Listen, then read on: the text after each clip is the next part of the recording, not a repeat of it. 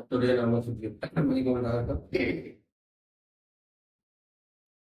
நாம் தேவனுடைய பிள்ளைகள் என்று அழைக்கப்படுவதனாலே பிதாவானவர் நமக்கு பாராட்டின அன்பு எவ்வளவு பெரிதென்று பாருங்கள்.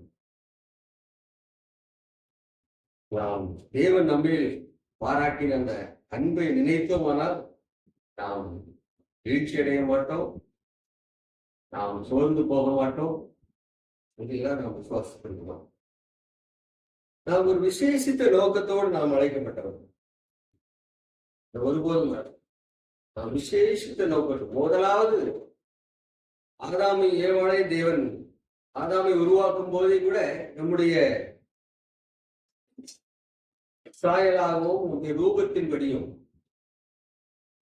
சொல்லி நாம் 1ஆம் அதிகாரம் 26ஆம் வசனத்திலே வாசிக்கிறோம்.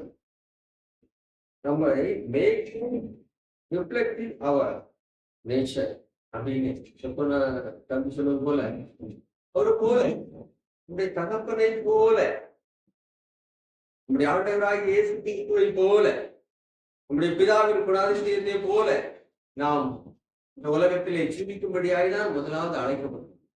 ரூபத்தின்படியும் நம்முடைய சாயலின்படியும் தோற்றத்தின்படியும் அவருடைய பிதாவுடைய பூரண குணாதிசயத்தின்படியும் நாம் வாழ்வதற்காகத்தான் அதே போல படைக்கப்படும். ஆனால் வீழ்ச்சி அடைந்த பின்பும் ஆண்டவர் என்ன பண்ணல? விடல. ரோமர் 8ஆம் அதிகாரம் 29ஆம் வசனத்திலே நாம் வாசிக்கிறோம்.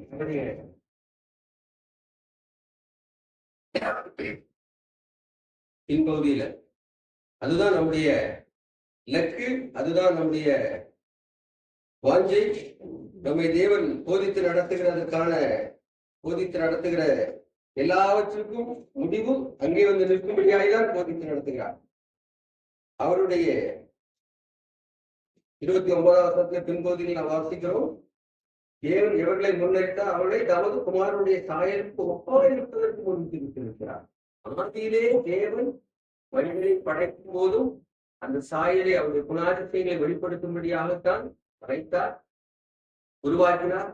மீண்டும் அந்த மகிமையை இழந்த பின்பு மனுஷகுமார் அந்த உலகத்திலே வந்து மீண்டுமாய் அதைதான் வலியுறுத்துகிறார். ஆண்டவர் நமக்கு நன்மைகளை செய்து நம்மை அவருடைய பிள்ளைகளாக ஏற்றுக்கொண்டு நாம் வீழ்ச்சி இருந்தவர்களை தன்னுடைய சொந்த குமாரனை ஈர்ந்து நம்ம மீட்டு கொண்டு வந்ததன் நோக்கம் அவருடைய சாயலை வெளிப்படுத்தும்படிதான். தேவனுடைய எதிர்பார்ப்பு நம்மிலே மிகவும் அதிகம். எந்த அளவுக்கு தேவன் நமக்கு நன்மை செய்திருக்கிறாரோ, அவருடைய சொந்த குமாரனை ஈர்த்து தியாகம் செய்திருக்கிறாரோ, அன்பு செய்திருக்கிறாரோ, அந்த அளவுக்கு நம்மிடத்திலே தேவனுடைய எதிர்பார்ப்பு அதிகமாக இருக்கிறது. ஏனென்று சொன்னால் நாம் அதிகமான ஒரு நல்ல நோக்கத்தோடு, நேர்மையான நோக்கத்தோடு நாம் அழைக்கப்பட்டிருக்கிறோம். விசேஷித்த நோக்கத்தோடு நாம் அழைக்கப்பட்டிருக்கிறோம். அந்த நோக்கத்தை அறிந்த சிஎஸ்சி சபையாராய் நாம் இருக்கிறோம். இந்த உலகத்தை தேடுகிற கிறிஸ்தவர்கள் மத்தியிலே நாம் தாழ்மையோடு கூட நாம் ஏற்றுக்கொள்ள வேண்டிய விஷயம், நம்மை தேவன் முன்னறிந்து உலக தோற்றத்துக்கு முன்பாகவே முன்னறிந்து அந்த மகிமையான சத்தியத்தை எந்த நோக்கத்தோடு மனிதனை படைத்தாரோ, எந்த நோக்கத்தோடு இயேசு கிறிஸ்துவை அனுப்பி பிதா நம்மை மீட்டுக் கொண்டாரோ, இந்த நோக்கம் நம்மை நிறைவேறும்படியாய் நமக்கு ஒரு நல்ல சபையை, நல்ல முன்மாதிரியான மூப்பர்களை நமக்கு கொடுத்து இந்த மகிமையான சுவிசேஷத்துக்கு பங்காளிகளாய் நம்மை அழைத்திருக்கிறார் என்று நாம் நினைக்கும் போது நாம் உள்ளத்தின் ஆழத்தில் இருந்து தேவனுக்கு எப்பொழுது நன்றி செலுத்துகிறார். அந்த நோக்கம் நம்மிலே நிறைவேற வேண்டும். நம்முடைய பிரதான அழைப்பு அதுதான். ஏதோ ஒரு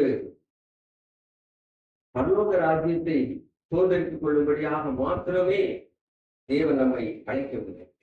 அநேகர் விசுவாசிக்கிறபடி நல்லபடியாக பரலோகத்தில் போகும் என்பது நம்ம அழைப்பு, நம்மை குறித்ததான் அழைப்பு அல்ல. நாம் ஒரு நல்ல உன்னதமான ஒரு சாட்சியுள்ள வாழ்க்கை வாழும்படியாக இயேசு கிறிஸ்து இந்த உலகத்திலே வாழ்வது போல நாமும் வாழும்படியாக அழைக்கப்பட்டிருக்கிறோம். அதற்கேற்றபடி நமக்கு உணவு கொடுக்கப்படுகிறது. பால் அல்ல, திடமான உணவு தொடர்ந்து கொடுக்கப்பட்டுக் கொண்டே இருக்கிறது. நாம் அதை உண்டு அதனால் நல்ல விதமாய் பலப்பட்டு அவருடைய சாயலை நாம் வெளிப்படுத்தும்படியாய் நாம் அழைக்கப்பட்டிருக்கிறோம். நாம் அழைக்கப்பட்ட நோக்கம் உன்னதமான நோக்கம். எல்லாரையும் போல் அல்ல. எபேசியர் 1ஆம் அதிகாரத்திலே நாம் வாசிக்கிறோம் 3ஆம் வசனத்திலே, இப்போது அவர் கிறிஸ்துவுக்குள் உன்னதங்களிலே ஆவிக்குரிய சகல ஆசீர்வாதத்தினால் நம்மை ஆசீர்வதித்திருக்கிறார்.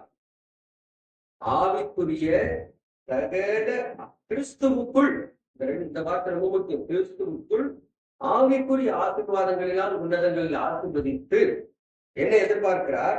நாம் அன்பில் பரிசுத்தம் உள்ளவர்களும் குற்றமில்லாதவர்களா இருப்பதற்கு அவர் உலக தோற்றத்துக்கு முன்பே கிறிஸ்துவுக்குள் நம்மை தெரிந்தார்.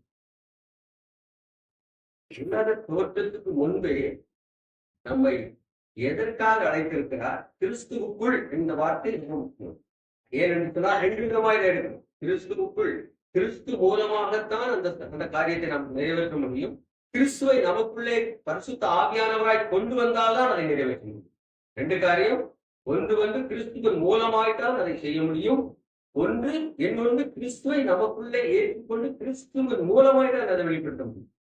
நமக்கு மூல காரணம் இயேசு. அதனால கிறிஸ்துவுக்குள் உன்னதங்களிலே கிறிஸ்து இடையில வரல அப்படின்னா நம்ம நம்முடைய நீதி பரிசுத்தத்தை வைத்து ஒன்றுமே செய்யல. கிறிஸ்து நமக்காக மரித்து பிதாவுக்கும் நமக்கும் இருந்த அந்த இடைவெளியை, அந்த திரைச்சலையை பிடித்து அந்த கிருபாசன அண்டைக்கு போகும்படியா நமக்கு வழியை ஏற்படுத்தினதுனால்தான் நம்ம அப்பா பிதாவை என்று கூப்பிட முடியும். கிறிஸ்துவுக்குள் நம்ம எந்த ஆசீர்வாதத்தையும் நாம் கிறிஸ்துவுக்குள் தான் பெற்றுக்கொள்ள முடியும். தேவன் நமக்கு கிறிஸ்துவுக்குள் உன்னதங்களிலே ஆவிக்குரிய சகல ஆசீர்வாதத்தினாலும் நம்மை ஆசீர்வதித்திருக்கிறார். ஆசீர்வதித்து நமக்கு கொடுக்கிற கட்டளை, அவருடைய எதிர்பார்ப்பு என்ன?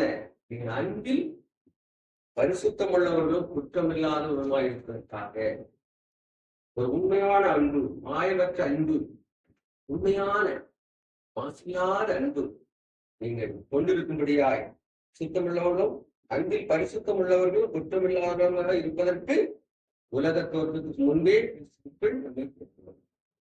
உன்னதமான நோக்கத்தை மனதிலே வைத்து அவர் நம்மை உங்களை தேர்ந்தெடுக்கிறார். அன்பில் பரிசுத்தம் உள்ளவர்களும்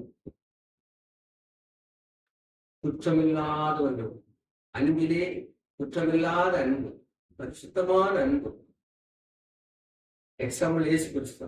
இந்த அன்போடு கூட நாம் இந்த உலகத்திலே வாழும்படியாய், எல்லாரையும் நேசிக்கும்படியாய் அழைத்த அழைப்பு. இந்த அழைப்பு நம்மளே நிறைவேற வேண்டும். எப்படிப்பட்ட உன்னதங்களிலே அவர் ஆசீர்வதித்த ஆசீர்வாதங்கள் அதே அதிகாரத்திலே நாம் சொல்லப்பட்டிருக்கிறது. முதலாவது பாவ மன்னிப்பாகிய மீட்பு. அதை 1ஆம் அதிகாரம் 7ஆம் வசனத்திலே நாம் வாசிக்கிறோம். அவருடைய கிருபையின் ஐஸ்வர்யத்தின்படியே இயேசு கிறிஸ்துடைய இரத்தத்தினாலே பாவ மன்னிப்பாகிய மீட்பு நமக்கு உண்டாயிற்று. முதலாவது உன்னதங்களிலே அந்த ஆவிக்குரிய ஆசீர்வாதம் நமக்கு ஏற்படுத்தின ஏற்கனவே முன்குறித்து நமக்கு தேவன் கொடுத்த ஆசீர்வாதம், முதலாவது ஆசீர்வாதம் மீட்பு, பாவ மன்னிப்பு.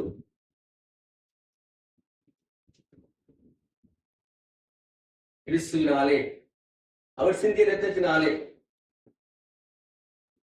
பாவங்கள், நாம் செய்த எல்லா பாவங்களையும் அவர் ஏற்றுக்கொண்டதினாலே நரகாக்கினைக்கு பாத்திரவான்களாய் இருந்த, நம்முடைய பாவத்தின் நிமித்தம் நரகாக்கினைக்கு பாத்திரவான்களாய் இருந்த நம்மை மீட்படியாய் அவர் சிந்தின இரத்தத்தின் மூலமாய் நமக்கு கொடுக்கப்பட்ட அந்த மீட்பு.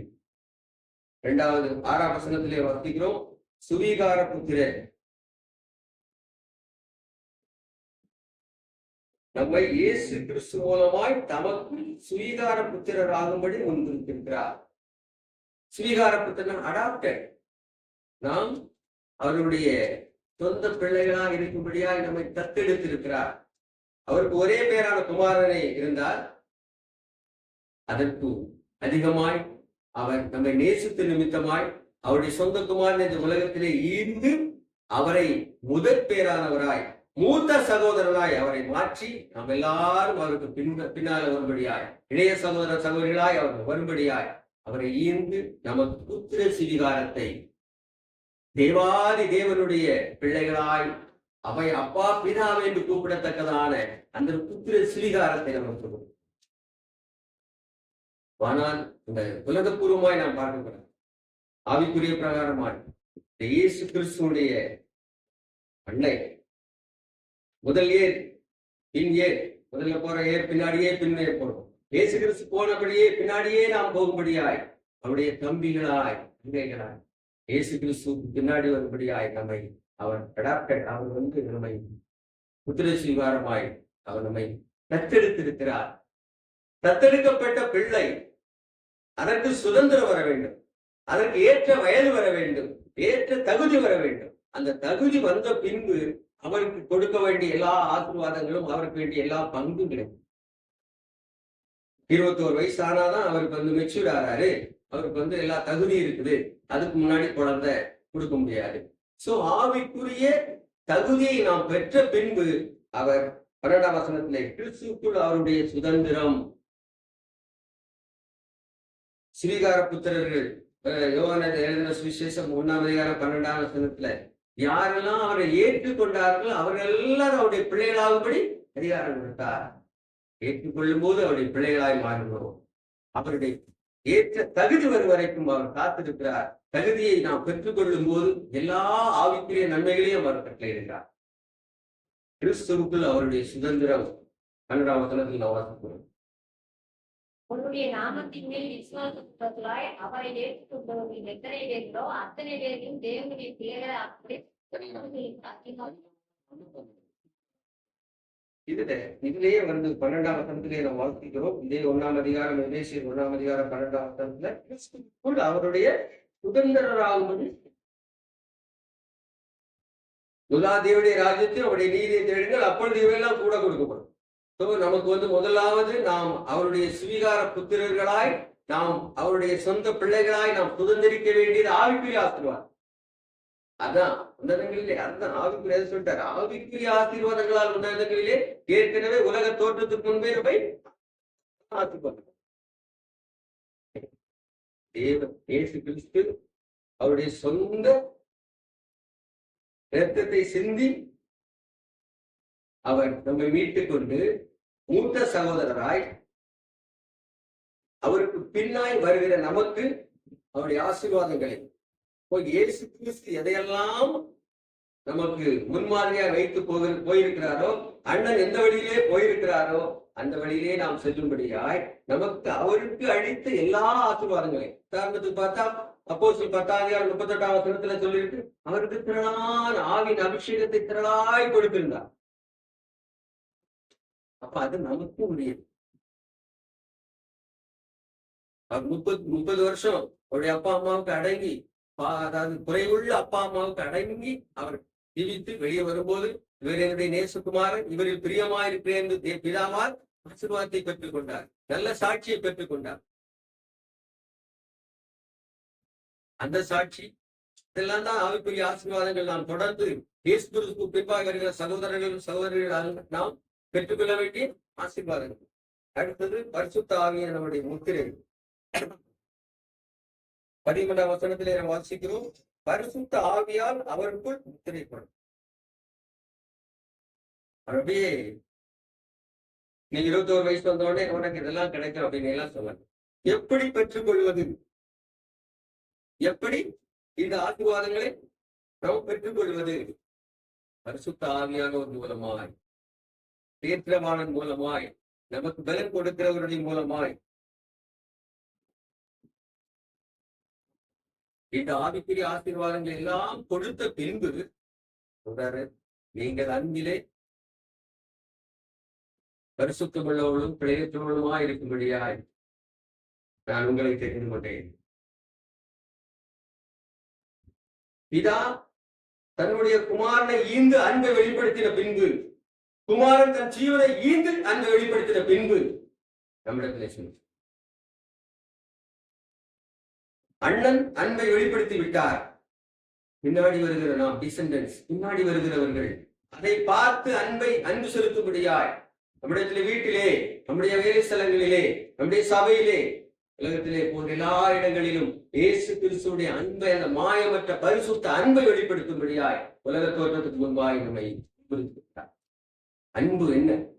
அன்பு என்றால் என்ன? அதன் இலக்கணம் என்ன? ரோமர் 5ஆம் அதிகாரத்திலே 5ஆம் வசனம் 8ஆம் வசனத்திலே வாசிக்கிறோம், பாவிகளாய் இருக்கும் போது, நாம் அனாதைகளாய் இருக்கும் போது நாம் குறும்பை இருக்கும்போது, தகுதி இல்லாதவர்களாய் இருக்கும்போது ஜீவனை ஈந்ததே அன்பு. பாவிகளாயிருக்கிறோம், அனாதைகளாயிருக்கிறோம், திக்கற்றவர்களாயிருக்கிறோம், வேறு வழியே இல்லை. அந்த நேரத்திலே தேடி வந்து எந்த தகுதி இல்லாதவர்களாய் பாவிகளாய் தூரத்திலே இருந்த நம்மை சொந்த குமாரனை ஈர்ந்து நம்மை மீட்டெடுத்தாரே, அது அன்பின் இலக்கணம். அதுதான் ஈகை. பாவிகளாக நமக்காய் ஜீவனை ஈந்தது அன்பு. 1 யோவான், நம்ம ஏற்கனவே நிறைய படிச்சுட்டோம் இந்த ரோமர் 5, அதனால வாசிப்போம். 1 யோவான் 1ஆம் அதிகாரம்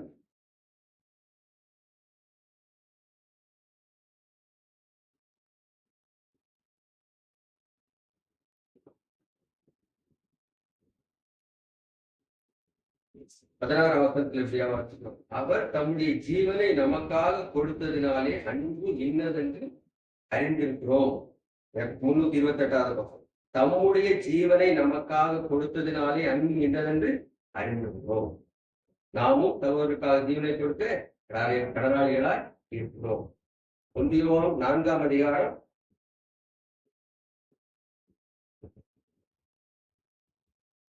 9ஆம் வசனம் 10ஆம் வசனத்தை வாசிக்கிறோம். தம்முடைய ஒரே பேரான குமாரனாரை நாம் பிழைக்கும்படிக்கு தேவன் அவரை இவ்வுலகத்தில் அனுப்பினதினால் தேவன் நம்மை வைத்த அன்பு வெளிப்பட்டது.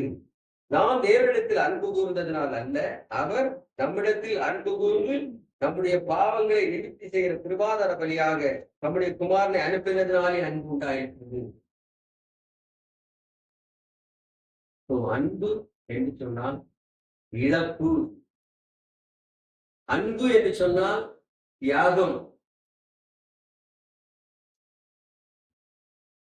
ஜீவனை நாமும் சகோதரருக்காக ஜீவனை கொடுத்து கடனாளிகளாக இருக்கிறோம்.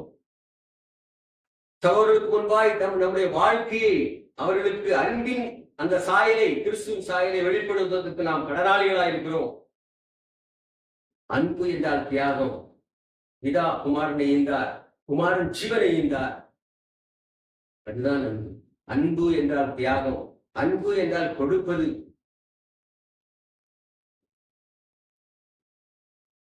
வாழ்க்கையில நம்ம அனுபவிச்சிருக்கோம். யார் ஒருவருக்கு தேவையான ஒருவருக்கு நம்மிடத்திலிருந்து எதையாயிலும் ஒன்று கொடுக்கும் போது எடுக்கிற மகிழ்ச்சி, தேவையான ஒரு நபருக்கு, இல்லாத ஒரு நபருக்கு நாம் நம்மிடத்திலிருந்து எதையாவது கொடுக்கும் போது நம்மளே ஏற்படுகிறதான ஒரு மகிழ்ச்சி.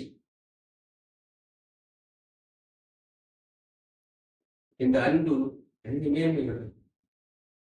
இந்த அன்பினால் நாம் சந்திக்கப்பட்டிருக்கிறோம். பிதா நம்மேல் பாராட்டின அன்பினால் நாம் ஆசீர்வதிக்கப்பட்டிருக்கிறோம். அதே ஆசீர்வாதத்தை மற்றவர்களுக்கு கொடுக்கும்படியாய் உலக தோற்றத்துக்கு முன்பாகவே நாம் அழைக்கிறோம். இந்த காரியம் நம்மளே நிலைத்திலும் மேன்மையானது. 1 கொரிந்தியர் 12ஆம் அதிகாரத்திலே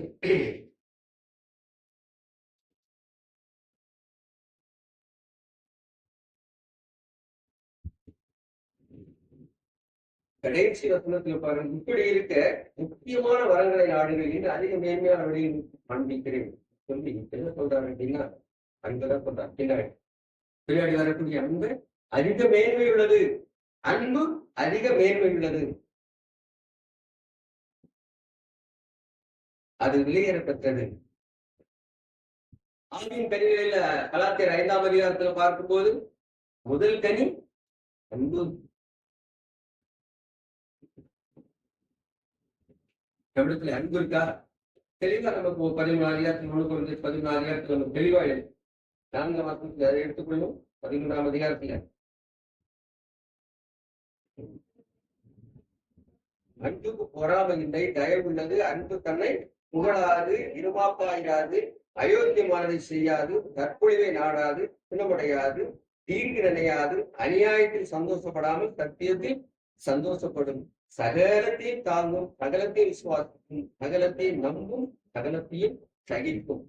உன்னதங்களிலே சகல ஆசீர்வாதங்களை, ஆவிக்குரிய ஆசீர்வாதங்களை நமக்கு ஈர்ந்து நாம் இந்த அன்பில் பரிசுத்தமுள்ளவர்களும் பிரயத்தவர்களுமா இருக்கும்படியால் அவர் நம்மை முன்குறித்து இந்த நோக்கத்திற்காக அழைத்திருக்கிறார்.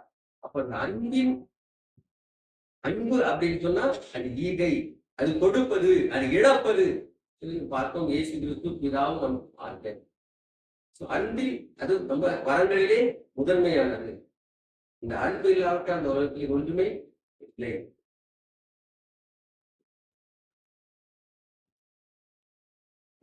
அன்புன்னு சொல்லும் போது அந்த தாய் அறிஞ்சு ஏசையா வாசிக்கிறோம். பெற்ற தாய் தன் பிள்ளை மறந்தாலும், பிள்ளைன்னா பால் கொடுத்த பிள்ளை மறந்தாலும் இந்த தாய் என்பது அவரு ஏற்கனவே சொல்லிட்டேன். ஒரு பஸ்ல போயிட்டு இருக்கும்போது இந்த செய்தியில அம்மா அதான் குழந்தை பிறந்திருக்குது, சின்ன வயசு அம்மா தான். அந்த பையன் குழந்தை நம்ம பார்ப்பல, அவன் முரட்டான். உடனே அந்த பஸ்லயே அந்த பால் கொடுக்கும். எந்த அளவுக்கு நீங்க எல்லாம் தெரியும், எந்த அளவுக்கு நம்ம அதை பாதுகாப்பா நம்ம ஒரு டீசெண்டா நம்ம இருப்போம். அதுக்கெல்லாம் எதுக்கு ஒரு இடம் பார்த்து எடுத்துருப்போம். அதுதான் இந்த கவர்மெண்ட் அந்த அம்மா பால் கொடுக்கறதுக்கு ஒரு ரூம் கூட கட்டி வச்சு மூடி கிடையாது. டக்குனி பார்த்தா பார்த்து டக்குனி கொடுக்க உடனே அன்புக்கு என்ன குழந்தை மேல அவங்க வச்ச அன்பு அது இறங்குற வரைக்கும் அரை மணி நேரத்துல அது தாய் அன்பு. இந்த குழந்தை அழக்கூடாது. அவங்களுடைய மாடஸ்டி, அவங்களுடைய இது எல்லாம் அது பஸ் இல்ல, எல்லாவற்றையும் மிஞ்சி போய் இழக்கிறது அன்பு. வாலிய பிள்ளையா இருந்து ஒரு குழந்தை பார்த்துருக்காங்க, ஒரு வருஷமோ 2 வருஷமோ இருக்கும். ஆச்சரியமா இருக்கு. எனக்கு அது வரக்கவே வரக்காது. அவள் மறந்தாலும் நான் மறப்பது. பெற்ற தாய், இந்த குழந்தை பால் கொடுக்கிற குழந்தையை உள்ள அந்த தாய் தன் பிள்ளையை மறந்தால் நான் மறப்பதில்லை. அந்த அன்பிலே பெருகுபடியாய்தான் தெய்வம் முன்பிருக்கு. இந்த நீடிய சாந்தம், தயவு, கோபம் ஒண்ணுமே இல்லாம இது என்ன நீடிய சாந்தம் உள்ளது, தயவு உள்ளது. மற்ற ஏதாவது காரியங்கள் வரும்போது அது கோபம் கொள்ளாது, இல்ல ஒரே சாயல் தான். தாழ்மையான அன்பின் அடக்கம், பொறாமை கொள்ளாது, சுயநலமா இருக்காது, திருவாப்பா இருக்காது. இந்த தாயின் ஆபையுடைய காரியத்தை நம்ம பார்க்கும்போது இந்த ஆதியாகமத்தில் 4ஆம் அதிகாரத்துல பார்க்கணும். அன்பு இல்ல, பொறாம. அன்பு அவருக்கு அன்பு இருந்துச்சுன்னா அவருக்கு பொறாமப்பட்டிருக்க மாட்டான். யோசனையே இல்லாம கூப்பிடும்போது போறான் வயல்வெளிக்கு. பொறாமை. அவருடைய காணிக்கையை தேவன் அங்கீகரிச்சிட்டார், என்னுடைய காணிக்கையை அங்கீகரி. பொறாமை இங்கே போயிடுச்சு. அந்த அன்பு அங்க ஒண்ணும் இல்லவே இல்லாதனால அந்த கொலை நடக்கும். அன்பு இருந்தா அங்க நடந்திருக்கும். சரி, நம்ம தம்பி தானே, நம்ம சகோதரன் தானே, நம்ம சகோதரன் ஆசீர்வதிக்கப்பட்டிருக்கான், சகோதரன் ஏற்றுக்கொள்ளப்படும். சரி, என்னுடைய குறை என்னன்னு தெரியலையே பார்க்கலாம். அன்பு இல்லை. அன்பு இல்லாதனால எவ்வளவு சிக்கல் என்ன அவருக்கு. அதனால அது பொறாமை கொள்ளாத சுயநலம் இருக்காது. சுயநலமா இருந்ததுனாலதானே அவனுக்குள்ள அங்கீகரிக்கிறாங்க, எனக்குள்ள அங்கீகரிக்கலன்னு சொல்லி சுயநலமா இருந்ததுனால தானே அவனை கொலை சொல்லுவோம். வெளியான அன்பு இருந்துருச்சுன்னா அன்புல சுயநலம், பொறாமை, இருமாப்பு. எப்படியாகிலும் அவனை என்ன பண்ணிடுவேன், போட்டு தள்ளிடுவேன். என்ன பண்ணா பாவம். அப்ப இவனுக்கு ஒரு துரோகம் பண்ணல. காயினுக்கு ஆபேல் எந்த கஷ்டம், அவன் போனா பரிசத்துக்கு தான் அதை தேவன் ஏற்றுக்கொண்டா. இவனுக்குள்ளதை ஏற்றுக்கொள்ளாத இவனுக்கு என்ன கஷ்டம். இருமா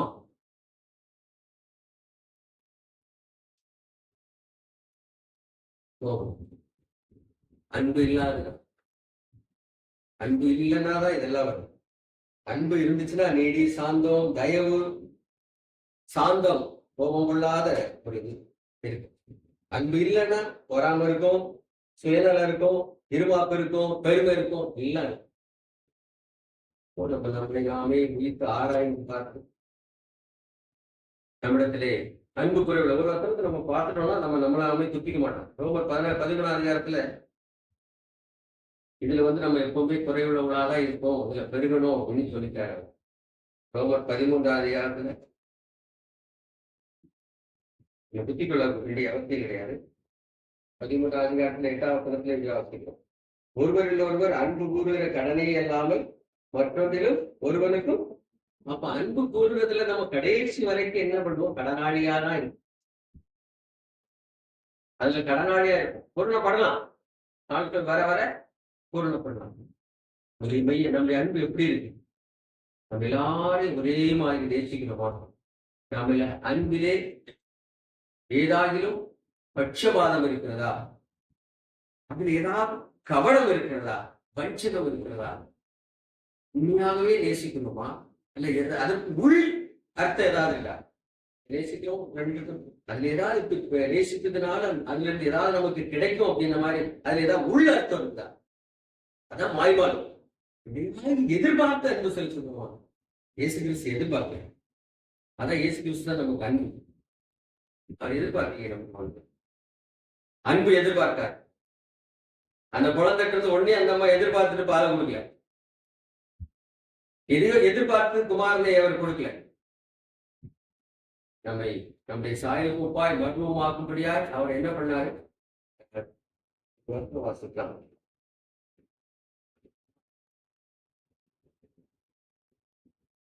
எபிரேயர் 2ஆம் அதிகாரத்துல இதா 10ஆம் வசனத்துல தமக்காகவும் தம்மாலேயும் சகலத்தை உண்டாக்கினவர் அநேக பிள்ளைகள் மகிமையிலே கொண்டு வந்து சேர்க்கிறேன். நம்மெல்லாம் மகிமையிலே கொண்டு போய் சேர்க்கிறதுக்காக என்ன பண்ணிருக்கார்? பிதா இயேசு கிறிஸ்துவை அவருடைய ரட்சிப்பின் அதிபதியை இயேசு கிறிஸ்துவை உபத்திரவங்களாலே பூரணப்படுத்துகிறார். நமக்காக நம்மை பூரணப்படுத்தும்படியாக அவர் பேரானவராக இருக்கும்படியாக அதற்காக இயேசு கிறிஸ்துவ என்ன பண்றார்? கஷ்டத்துக்குள்ள பாடுகளுக்குள்ள உட்படுத்துகிறார் உங்களுடைய ஆண்டவர்.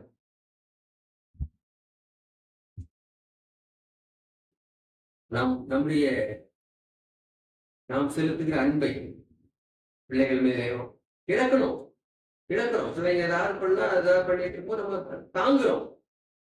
மனைவி கணவன் ஒருவர் தாங்குகிறோம் அன்பு நிமித்தமாய். அது பூரணமா இருக்கணும். அதான் இப்பொழுது பாயிண்ட். அது பூரணமா இருக்கிறதா? சகிக்கிற ஒரு சிலர் சகிக்கிறோம், அதுல இழக்கிறோமா? இயேசு கிறிஸ்துவை மாதிரியாக அநேக விதமான மனுஷர்கள், அநேக விதமான பல விதமான கேரக்டர் உள்ள மனிதர்களை நாம் சந்திக்கிறோம். நாம் நம்மை ஆராய்ந்து பார்க்க வேண்டியது இயேசு கிறிஸ்துடைய அன்பை உங்களுக்கு வெளிப்படுத்தும்படியாய், பரிசுத்தமான அன்பிலே நாம் வளரும்படியாய் நாம் முன்குறிக்கப்பட்டிருக்கிறோம். அதற்காக தான் இந்த சத்தியத்தை யாரும் எங்கேயும் பேச முடியாது. துண்டு சீட்டு வந்துடும். நாம் சபையிலே தொடர்ந்து நாம் நம்முடைய சாயலை, கிறிஸ்துடைய சாயலை தரித்துக் கொள்ளும்படியாய், நம்முடைய சொந்த ஜீவனை இழக்கும்படியாய் கேட்டுக்கொண்டிருக்கிறோம். சொந்த ஜீவனை இழந்து இயேசு கிறிஸ்துடைய ஜீவனை நாம் பெற்றுக் கொள்ளும்படியாய் நாம் தொடர்ந்து கேட்டுக்கொண்டிருக்கிற நாம் மற்றவர்களுக்கு முன்பாய் அவர்கள் எப்படியா இருந்தாலும் சரி, எப்படிப்பட்ட நபர்களா இருந்தாலும் சரி, நாம் இயேசு கிறிஸ்துவை மாதிரியாய் வைத்து நாம் பெறுக வேண்டும். இயேசு கிறிஸ்துவை மாதிரியாய் வைத்து. இழப்பு, அன்பு என்பது இழப்பு. மனைவி கணவனுக்காக இழக்கிறது, கணவன் மனைவிக்காக இழக்கிறது, பெற்றோர்கள் பிள்ளைகளுக்காக இழக்கிறது, சகோதர சகோதரிகளுக்காய், சபையில் உள்ள மற்றவர்களுக்காய் நாம் இழப்பது, அல்லது சொந்த ஜனங்களுக்காய் நாம் இழப்பதே அன்பு. எந்த அளவுக்கு நமக்கு பலன் இருக்கிறது என்பது வேறு விஷயம். அதனால்தான் பூரணமான அன்பிலே வளர்வோம். அந்த அன்பிலே நாம் குறைவுள்ளவர்களாக இருக்கும். தொடர்ந்து குறைவுள்ளவர்களாக இருக்கிறோம். அதிலே நாம் பூரணப்பட்டுக் கொண்டே நாம் போக முடியும். இது எப்படி நாம் வளர்வது? தெரிந்த வசனங்கள் தான். ரோமர் 5ஆம் அதிகாரத்திலே பரிசுத்த ஆவியின் வல்லமையினால் நாம் அன்பினாலே பெருக முடியும். அந்த அன்பின் மூலம் தான் நாம் பெருக முடியும். அதன் மூலம் தான் பரிசுத்த ஆவியானவர் மூலம் தான் நம்முடைய இருதயத்திலே கிறிஸ்துடைய அன்பு ஊற்றப்பட்டு இருக்கிறது என்று சொல்லி நாம் ரோமர் 5ஆம் அதிகாரம் 5ஆம் வசனத்திலே ஒரு குழந்தை பிள்ளை 4 வாரம் வந்துச்சுன்னா இந்த வசனத்தை கண்டிப்பா கேட்டிருக்கும். நம்ம தமிழில் பேசுறது இயேசு கிறிஸ்துடைய அன்பு. அது என்ன அன்பு? கல்வாரி அன்பு. பாவிகளுக்காய் ஈந்தன் மறக்கிறது. பாவிகளுக்காய், ஒரு நன்மை வாசமில்லாத நமக்காய், தூரமாயிருந்த நமக்காய், அனாதைகளுக்காய், எந்த தகுதி இல்லாத நமக்காய் அவருடைய ஜீவனை இழந்தது அன்பு. அதை கொடுத்தது பரிசுத்த ஆவியானவர். பரிசுத்த ஆவியானவர் மூலமாய் அவருடைய அன்பு நம்ம இருதயத்திலே ஊற்றப்பட்டிருக்கிறது. ஏற்கனவே ஊற்றப்பட்டிருக்கிறது. எப்படி நாம் அனாதி காலமாய் உலக தோற்றத்துக்கு முன்பாகவே நாம் இந்த அன்பில் பெருகும்படியாய், பரிசுத்தமான அன்புள்ளவர்களாய் இருக்கும்படியாய் அழைக்கப்பட்டோமோ, அதே போல பரிசுத்த ஆவியானவர் மூலமாய் அவருடைய அன்பு நம்முடைய இருதயத்திலே ஊற்றப்பட்டிருக்கிறது.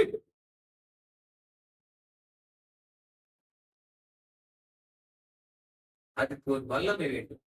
எபிரேயர் 9ஆம் அதிகாரம்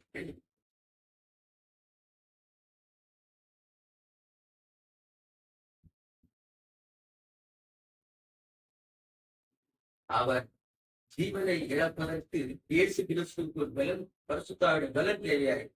14 நித்திய ஆவினாலே தம்மை தாமை பணிவற்ற பலியாக தேவனுக்கு ஒப்புக் கொடுத்த கிறிஸ்துடைய ரத்தம். நித்திய ஆவினாலே ஜீவனை இழப்பதற்கு பரிசுத்தாவின் வல்லமை தேவை. அந்த பரிசுத்தாவின் வல்லமை மூலமாய் கிறிஸ்துடைய அன்பருடைய இதயத்திலே ஊற்றப்பட வேண்டும். சாதாரணமா இழந்துட முடியுமா? சாதாரணமா துரோகம் என்றவர்களை நேசிச்சிட முடியுமா? இதிகாய்கள் ஒரு பொருளாதார விஷயத்திலே அன்பு கூறுவதனாலே ஏதாவது இழப்பு வந்தால் அதை மனப்பூர்வமா ஏற்றுக்கொள்ள முடியுமா? பலன் வேண்டும். அதனால் நித்திய ஆவினாலே, பரிசுத்த ஆவியினாலே அவர் ஜீவனை ஈந்தார். பரிசுத்த ஆவியினாலே தம்மை தாமே பழிதற்ற பலியாக தேவனுக்கு ஒப்பு கொடுத்த கிறிஸ்து.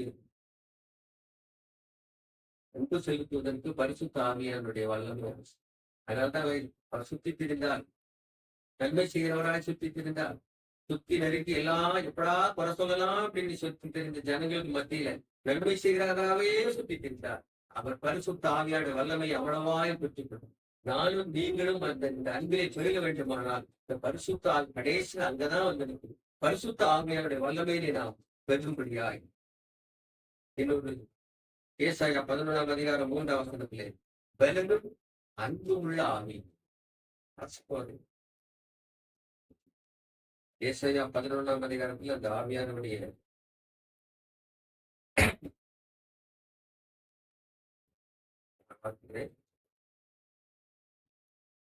நிறைய காரியங்களை சொல்லிட்டு ஞானத்தை உணர்வையும் அருளும் ஆவியும் ஆலோசனையும் பலனும் அருளும் ஆவியும்.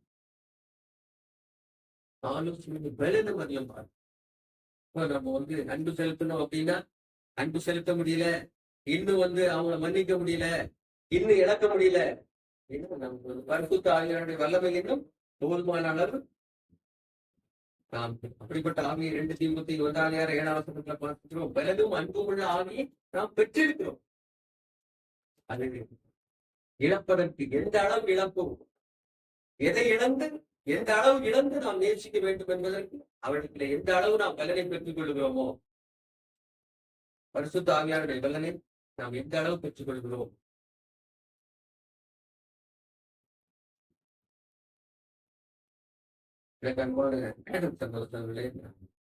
முக்கியமான இந்த எபேசியர் சபையில எந்த குறையும் நம்ம ஆண்டவர் யாரு போலோபோஸ்ல இருந்து குறைவற்ற ஒரு சபை, குறைவற்ற ஒரு சபைக்கு சொன்ன சத்தியத்தை நாம் தியானித்துக் கொண்டிருக்கிறோம். மென்மையான சபை, அந்த சபை குறித்து குறையே சொல்லல.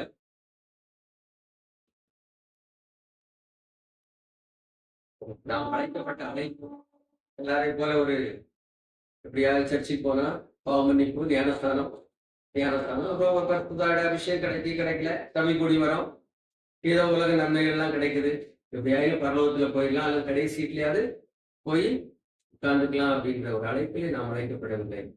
அன்பில் பரிசுத்தம் உள்ளவர்களாய் வாழும்படியாய் நாம் உலக தோற்றத்துக்கு முன்பே நானும் நீங்களும் முன்குறிக்கிறோம்.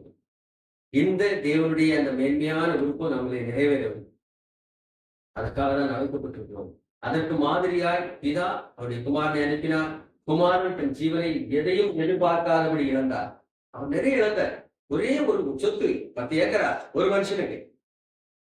இயேசு கிறிஸ்து 10 ஏக்கரா எல்லாத்தையும் பிடிச்சுட்டாரு. ஒரு ஆளுக்குள்ள எல்லா ஆசீர்வாதத்தையும் எல்லாத்தையும் ஒரே பேரான குமாரனை பரலோகத்தில் இருக்கிறத விட்டுவிட்டு அங்கிருந்து கீழே மனுஷனா பாவியாய் அடிமை ரூபம் எடுத்து ஜீவனை கொடுத்து எவ்வளவு இழப்பும். ஒரு ஆளே எல்லா சொத்தையும் வச்சிருக்கலாம். நமக்கு எல்லாவற்றுக்கும் பங்கிடும்படியாய் பாடுபட்டு எல்லா விதமான பாடுகளை பற்றி ஜீவனை இழிந்து நமக்கு அன்பு என்ன என்பதை காண்பிக்கும். ஜீவனை கொடுப்பதே அன்பு, இழப்பதே அன்பு. அதில் நாம் குறைவுள்ளவளா இருக்கிறோம், அதிலே நிறைவுள்ளவளா இருக்கும்படியாக அழைக்கப்பட்டு இருக்கிறோம் என்ற அந்த விசுவாசத்தோடு கூட, அதற்காக தான் இந்த சபையில நாம் வைத்து போதிக்கப்பட்டிருக்கிறோம். அந்த விசுவாசத்தோடு கூட நாம் பரிசுத்த ஆவியானவரை நாடும் போது பரிசுத்த ஆவியாருடைய அன்பு நம்முடைய இதயத்தில் ஊற்றப்பட்டிருக்க போதுமான அளவு ஊற்றப்பட்டிருக்கிறதா? துரோகிகளை நேசிப்பதற்கு, நம்முடைய சொந்த பிள்ளைகளை நேசிப்பதற்கு இருக்கலாம், துரோகிகளை நமக்கு தீமை செய்தவர்களை நேசிப்பதற்கு, அல்லது மற்றவர்களை நேசித்து அதற்காக எதையாகிலும் இழப்பதற்கு, அதற்கெல்லாம் நமக்கு பலன் இருக்கிறார். நித்தியாகும் பலனுள்ள நித்தியாகும். ஆலோசனையில் பலனும் தருகிற அந்த ஆவியானவரிடத்தில் இருக்கிறார், போதுமான அளவு இருக்கிறாரா என்பதை நாம் ஆராய்ந்து பார்த்து அதனாலேயே நம் உடம்பில் குறைவு நாம் தொடர்ந்து பெறுகிறோம். பரிசுத்தமான அன்பு தான் முக்கியம். அன்பு செலுத்துறோம், பார்க்கிறோம், விசாரிக்கிறோம்ன்றது இல்லைங்க. அதுல உள்ள அர்த்தம் என்ன? உண்மையாகவே இயேசு கிறிஸ்துடைய அந்த அன்பு மூலமாக தான் நம்ம நேசிக்கிறோமா? அதுல அவங்களை நம்ம அடிக்கடி போன் பண்ணி பார்த்தா நம்மளோட அவங்க வந்துருவாங்க, நமக்கு ரொம்ப க்ளோஸா இருப்பாங்க, அது ஏதாவது காரியங்கள் அவங்க மூலமா சாதிச்சிடலாம். மனுஷங்க அப்படிதான், ஏதாவது ஒரு இது அப்படின்னு சொன்னா ஏதோ ஒரு காரணமா இருக்கும், இல்லைன்னா இது வரைக்கும் பேச மாட்டாங்க. திடீர்னு ஏதாவது பேசணும், பின்னாடி ஏதாவது அப்படி இல்லாதது. அந்த யாரை நேசிக்க முடியாது. பரிசுத்த ஆவியானவருடைய இதயங்களில் ஊற்றப்பட்டிருக்கிறார். இந்த பரிசுத்த ஆவியானவர் அதிகமாக நாம் பெறுவோம். எதற்காக? இந்த சகோதரர் சொல்ற போல அந்நிய பாஷை பேசுவது பலன். நீங்கள் பலன் அடைந்து மற்றவர்களை நேசிப்பதற்கு, மெய்யான அன்பை வெளிப்படுத்துவதற்கு, பரிசுத்தமான அன்பை வெளிப்படுத்துவதற்கு அந்த பரிசுத்த ஆவியான பலனை நாம் பெற்று நாட்களிலே இந்த அன்பிலே நாம் பெறுவோம். தேவன் நம்மை அழைத்ததின் நோக்கம், உலக தோற்றத்துக்கு முன்பாகவே நம்மை அழைத்ததின் நோக்கம் நம்மளை நிறைவேறட்டும். அதற்காக அநேசத்தை நாம் கேட்டிருக்கிறோம். அதிலே நாம் இந்த காரியத்தை நாம் நிலையத்தில் வைத்துக் கொண்டு நாம் அன்பிலே பெறுவோம். அவருடைய சாயலை மற்றவர்களுக்கு வெளிப்படுத்துவோம். தேவனுக்கு